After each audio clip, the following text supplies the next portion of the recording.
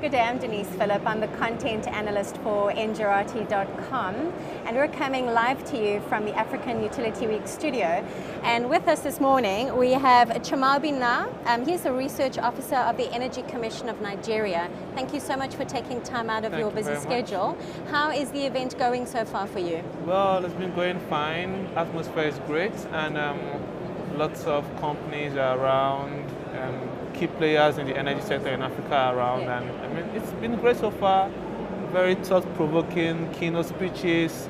So much I've learned so far. I think it's been good. Fantastic. So we've got you here just to talk about the blackouts that are taking place in Nigeria. It's pushing population and businesses to invest in self-generation. Apparently, only 50% of the electricity generated comes from the grid. So there seems to be quite a lot of opportunity, when it comes to off-grid electrification. How can utilities tackle this potential gap for earnings? Well, interestingly, Nigeria has hovered around the 4,000 megawatts for maybe 20 years or so. So every year there are investments into the sector, but we do not really see any improvements, kind of. And there are many issues that have kept us in this same level for so long. There are cases where we can't generate enough power.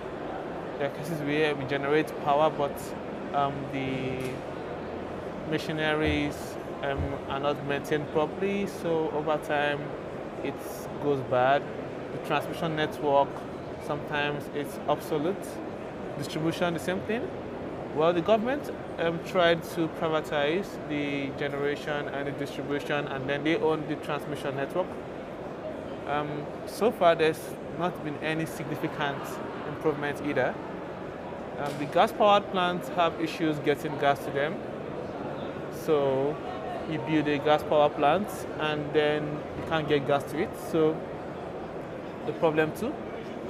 So the blackout has been a serious issue. 3 months ago, there was a 0 megawatt production of power, and that was really bad. But the opportunities in this sector, it's a lot, because we have most part of the rural community with no access since they ever existed. And so there's a huge gap, and I think it's high time more people, whether the government or the private investors, come into this gap and try to do something about it. The blackouts are actually terrible. Personally, I get to have electricity for maybe 6 hours in a day. And at times, I might not have it for like 2 days, but I think the government is actually looking into it, and they have a plan to ensure that they have incremental power every year. I hope they are able to do it in the long run. Okay. So obviously small generation, plenty of opportunity there.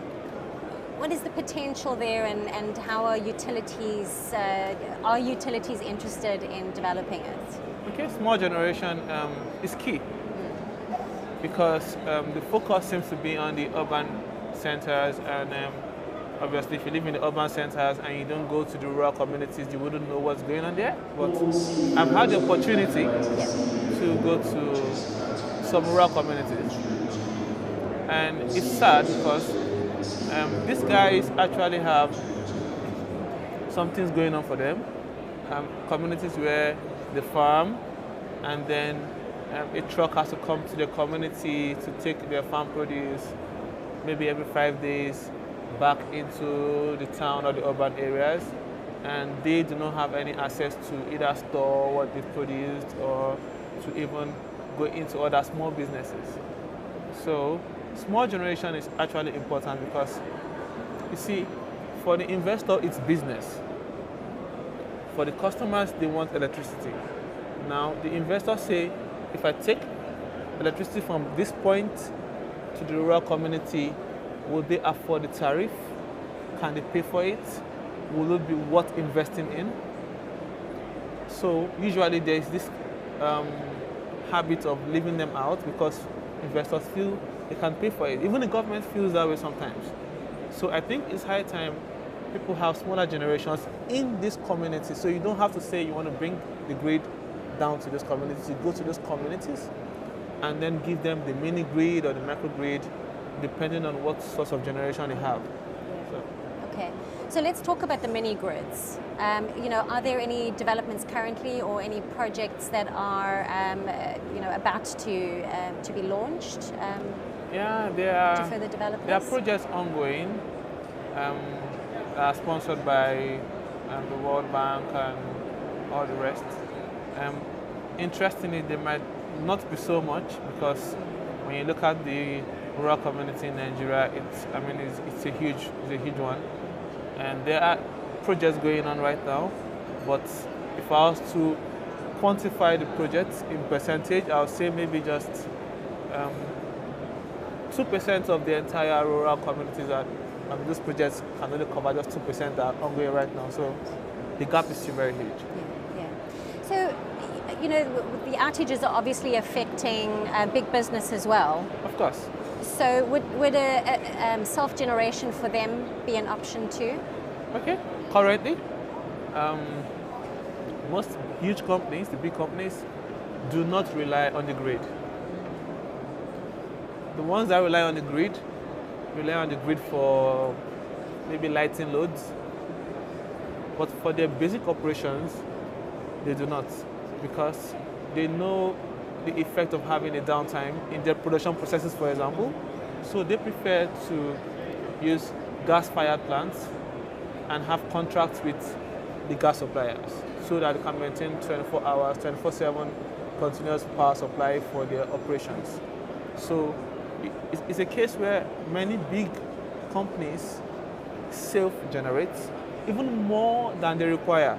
So there are cases where they require, let's say, 11 megawatts, they generate 25, and there is no way to even push out the remaining 14, for example, to a disco that will be willing to buy the power off them and then give it to the customer. So it's a case where they generate at a high price.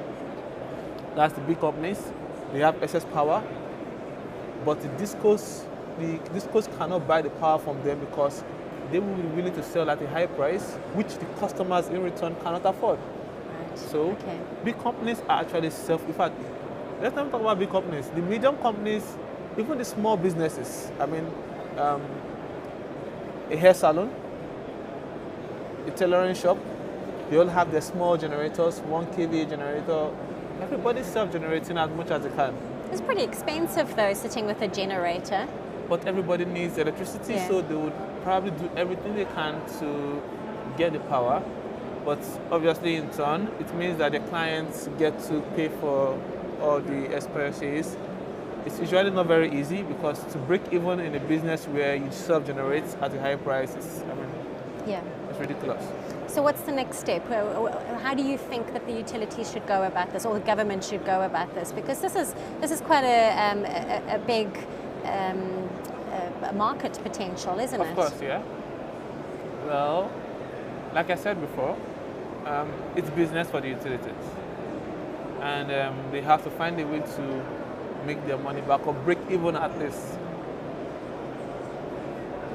I think usually the example I would give is when the telecom companies came to Nigeria initially, MTN for example, South Africa, and the tariff was quite high, and over time other people came into the space, the tariffs dropped, and then there were now per second billings. So now an average Nigerian doesn't know how much it costs him per second. He just makes a call and he trusts that the automated system will take care of it. So I think the same thing goes for the power companies. I think it's a case where they go to these communities, they invest, and they look at long-term returns, not short-term. Because if you go for short-term returns, it means that the tariffs will be so high, and there's a likelihood that people wouldn't want to pay for such. Or if they pay for such, it means that they wouldn't get a chance to use it for longer than they would. So, in my own opinion, I think that it's good if the utilities actually go into these communities and invest long-term projects and ensure that all the necessary auxiliaries in terms of metering and awareness on how to conserve energy, because I think it's a problem in Nigeria where you just turn on your lights, open your taps. It's not just generation, isn't it? It's so in a case where the investor wants to go there, if I'm going to generate this amount of kilowatt hour, I should tell the community, look, I'm generating this for you. This is the tariff I'm giving you. But if you want to consume more energy, go for energy efficient appliances. So it's a whole lot of things put together beyond just investing money. I think people have to be aware that, okay, this is the tariff. If I use energy this way, I'll probably get this and this more services. I think in the long run, the gap is there. And I think the utility should actually go and get these people, because there's a lot of opportunities in the sector, a huge one. This is going to be my second last question. Do you think the utilities know that they have to take this path? Do you think that they are prepared to promote energy efficiency and sustainability? Do you think that they are equipped and prepared for what lies ahead? Well, I think what the utilities will think of first is the environment in which they're going to invest. An environment where you're not sure that you will get back the money you invest, there's a likelihood for the investor to want to back out or not even go there at all. So I think on the part of the government, there has to be some policies, regulations, and the environment that makes it friendly for both the utilities to come in and for the customers to be able to get service that the utilities provide. Well, in the end, I think they are prepared, but usually it's about the environment. If I go in here, am I sure the economy will be stable? Am I setting these policies and laws that are going to protect me as well as the customers? So even the risk involved, is the government going to take part of the risk? Because sometimes we put all the risk on the utility and nobody really wants to do business that way. So especially when you're not sure of the environment. So it's a case of the assurance that the government can take part of the risk and that the environment will be good for them to operate, and that at least they can break even. So I think they're prepared, but I think it's more of the utilities wanted to make sure that the environment is okay for them to come in and invest and be sure that they won't have any problems.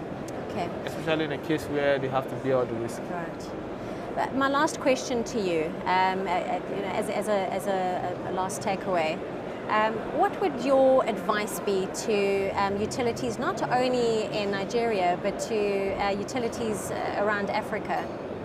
Okay.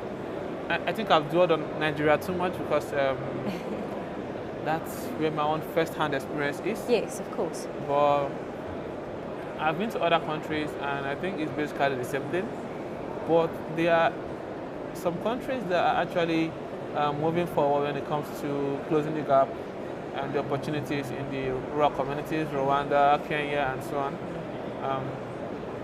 I think it's important for the utilities to have some sort of partnership with the government and let the government know in clear terms what they would need to operate in these countries.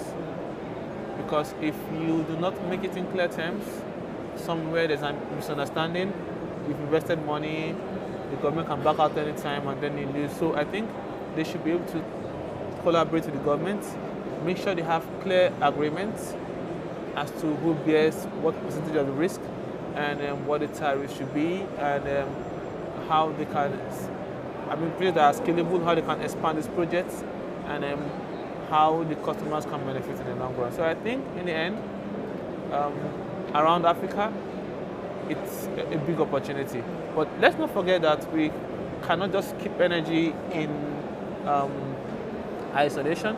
There's always a connection between the energy and water and food. So holistic view, right? Obviously, it's just energy, but then I think they are all connected, and so the water sector, for example, does not get as much credit as the energy sector. So I think for the utilities, they have to talk to the government, ensure that they have the right environment, and I think everything will work fine. Super. Well, sound advice. Thank you very much again for joining us in the studio. You're welcome. I hope you enjoy the rest of the conference, what's left of it. I will. And thank you very much for watching us. I am Denise from Engerati. Thank you.